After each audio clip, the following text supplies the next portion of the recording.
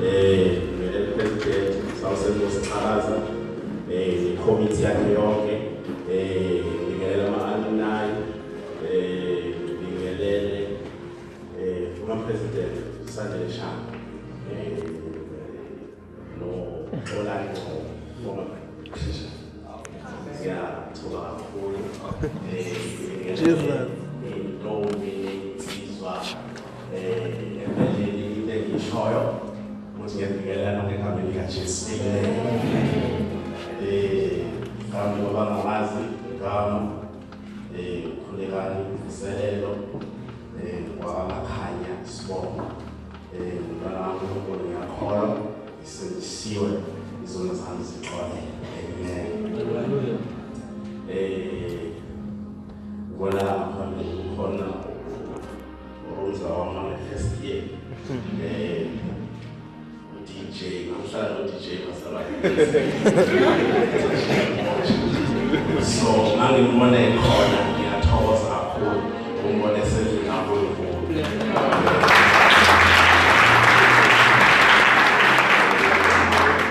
What DJ? In the Jane of July or no, which I see siyakthanda kakhulu. Kodwa into enkulu kakhulu uthando uJesu. uJesu uyathanda. Amen. Ngiyafisa-ke bazalwane namhlanje sibuke ivangeli kaMarko sahluko 5.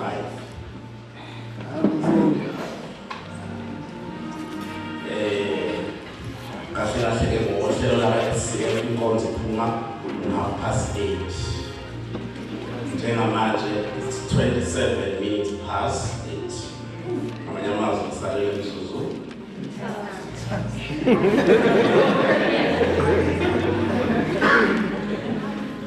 Verse 21, Mark 5 verse 21. Asizama isiphothele nje uthathe. Sisebenzisa kanjani? Mhlawumbe ungasifundela ngesizolo. Ivangeli kaMarko sahluko 5 verse 21 ayiqede yonke chapter. Wonke nje amavesi wadinga wonke.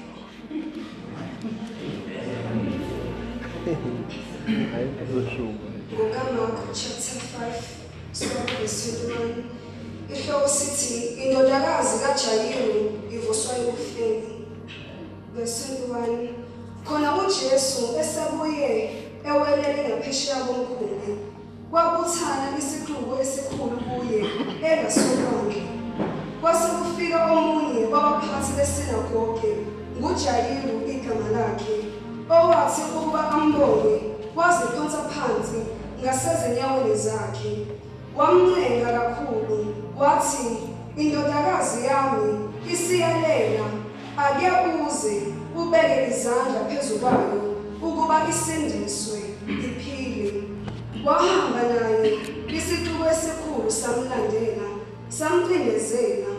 Owesifazane owayenomopho iminyaka 12 ehluphekile ngokuningi ezinyangeni eziningi echithile konke ayenakho engasizakanga ngalutho kodwa kwayilokho kuqhubeka. Esezwile ngoJesu weza esixukwini ngasemuva wathinta ingubo yakhe ngokuba wathi uma ngingathinta nje izingubo zakhe ngizakusindiswa. Kwanqamuka masinyane umthombo wegazi lakhe wezwa emzimbeni ukuthi uphulukile eluphekweni yakhe. Wanele ukuzwa uJesu phakathi kwakhe ukuthi amandla aphumile kuye. Waphendukela esixukwini wathi ngubani othinte izingubo zami na? Abafundi bakhe bathi kuye uyabona isixuku sikucindezela usuthi ngubani ongithintile na? Waqalaza ukuba ambone owenzile lokho. Khona owesifazane esaba ethuthumela azi okwenzekile kuye weza waziphonsa phambi kwakhe wamtshela iqiniso lonke. Wayesethi kuye ndodakazi ukukholwa kwakho kukusindisile. Hamba ube nokuthula usuphulukile ekluphekweni yakho. Esakhuluma kwafika abomphathi wesinagoge bathi indodakazi yakho isifile. usamkhathazelani kumfundisi na? Kwathi ukuba uJesu esezwile izwi elishiwoyo, wathi kumphathi wesinagoge, ungesabi, kholwa kuphela. Akavumelanga muntu amlandele, kuphela oPetro noJakobe noJohane umfowabo kaJakobe. Bafika-ke endlini yomphathi wesinagoge, babona isiyaloyayo nabakhalayo nabalila kakhulu.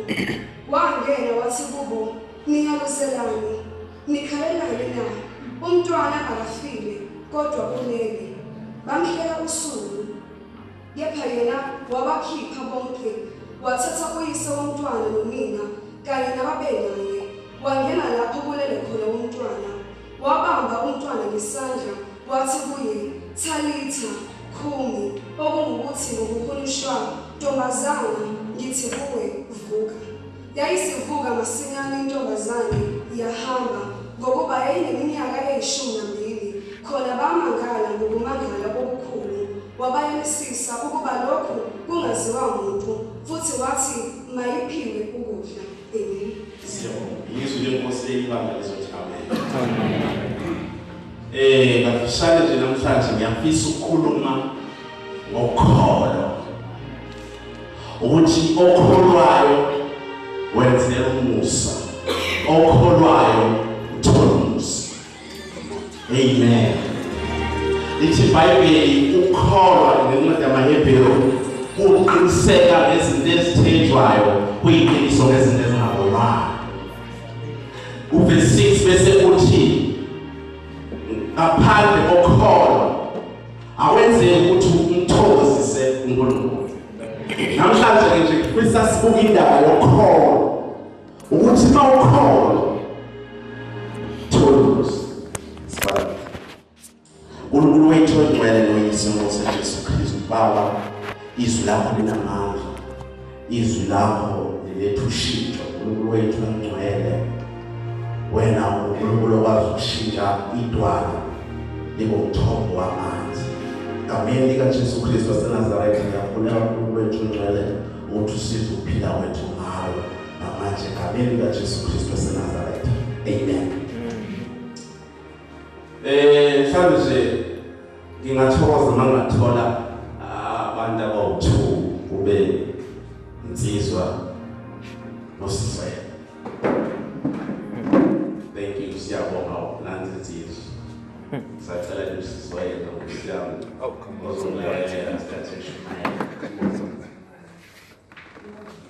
Thank you.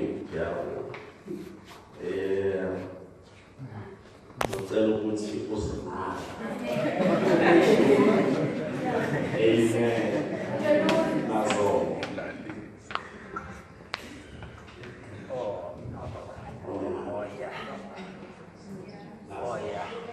Thank you. Kule chapter esifundile bazalwane, sithola uJesu enzela umusa abantu ababili abangafani, abanezimo ezingafani. Asimuphi igama-ke lo, asithi uJayiro. Then wena ungowesifazane wayenomopho. Wasizwe sithe ubani lona? UJayiro. Lona uJesu-ke usiza labantu bobabili ezimweni zabo ezingafani. Lo uJayiro, number 1, lithi iBhayibheli wayekade ewumphathi wesinagoge. Ngamanye amazwi uJayiro wakade umuntu owayesikhundla, umuntu owayephezulu, umuntu owayekade ehloniphekile. Amen. Kodwa into akayenza wavele wakholwa, wayesefumana umusa. Kanti lo ngala yena umuntu odelelekile, umuntu oyekade phansi, umuntu oyengenagama.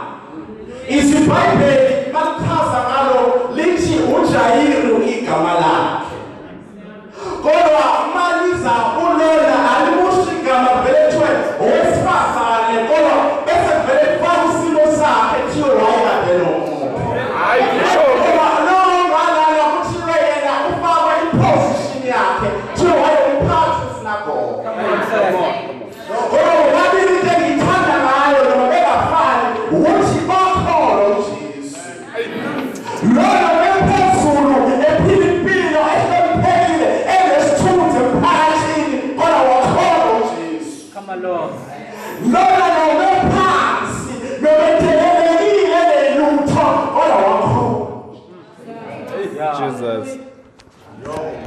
lalela uJesu ufuna ukukhona ngale ukuthi impilo ephila njani, ngale ukuthi ikhaya ophuma khona ikhaya njani, noma ngathi uphuma ekhaya ingcono, noma ngathi uphuma ekhaya sompekile. uJesu ufuna ukukhona. Noma ngathi wena kini anilutho, mhlambe wazalelwa ekhaya wakhulela komalume, umuntu odelelekile nje, Jesu ufuna ukukhona. Awunasizathu sokungakholwa. Abaphiliphile phasi uJesu ufuna bekhona, abaphiliphile phezulu ufuna bekhona. Okwesibili, wayekade ecemile ushayeli, wayekade emkahle, wayenemali, kodwa lo wesifazane wayengenalutho. Lithi iBhayibheli nalo khayini yakho wayesegqithe konke, esengenalutho. Ehlupheke kwakhe wakholwa uJesu, ecebile njalo wakholwa uJesu. Amen. Wayekade ewumphathi wasesinagoge, esontweni eselinkonzo, zonke izinto eziphathelene nokukhonza. Kodwa lo wayengavumelekile ngisho nokuthi ahlanganyele nabantu ngenxa yesimo sakhe. Kodwa into engiyithanda ngaye wakholwa naye. Amen. Jesu abenze umusa. Kodwa into engifuna uyibuke kulabo bobabili, lo indodana yakhe noma indodakazi yakhe yayisineminyaka u-12.